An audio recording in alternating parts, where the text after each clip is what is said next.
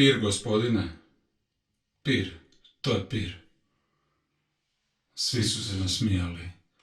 Otužan, glasan, zloban smijeh. Armstrong je pogledao svoje drugove, glupu radost u profilu. Uskoro će se još glasnije smijati, svjesni moje nesposobnosti da držim red i školarine koje plaćaju njihove tatice. Reci mi onda, rekao je Stephen, gurnuvši dječaka knjigom u rame. Što je to pir? Pir, gospodine, rekao je Armstrong, to je nešto što strši iz vode. Neka vrsta mosta.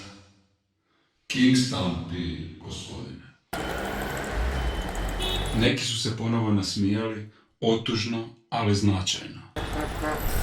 Dvojica u stražnjoj klupi nešto su šaptali. Da, oni su znali, nikada nisu učili, niti su ikada bili nevini. Svi. Zavidno je gledao njihova lica, Edith, Ethel, Gertie, Lily i njima slične. Njihov dah, također sladunjav, s mirisom na čaj i marmeladu, njihove narukvice koje zveckaju u tučnjavi. Kingstown pir, rekao Stephen. Da, razočarani most. Te riječi su im uznemirile pogled. Kako, gospodine, upitao je Komin. Most je preko rijeke, za Heinesovu zbirku, a nikoga da to čuje. Večeras, spretno usred divlje pijanke i razgovora, da probije blistavi oklop njihova duha. Što onda?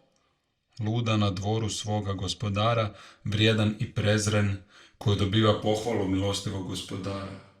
Zašto su svi izabrali tu ulogu? Ne samo radi njenog milovanja. I za njih je povijest bila samo priča, kao i svaka druga koju su prečesto slušali, a zemlja zalagaonica. Da pir nije pao u ruke neke babetine u Argosu ili da Julija Cezara nisu na smrt izboli noževima. Nemoguće ih je odagnati iz sjećanja. Vrijeme im je utisnulo svoj pečat i sputani leže sada u prostoru bezgraničnih mogućnosti koje su osjetili.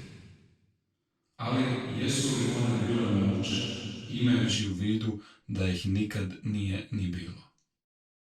Ili je pak moguće samo ono što se već bilo? Tkaj, tkalče vjetra.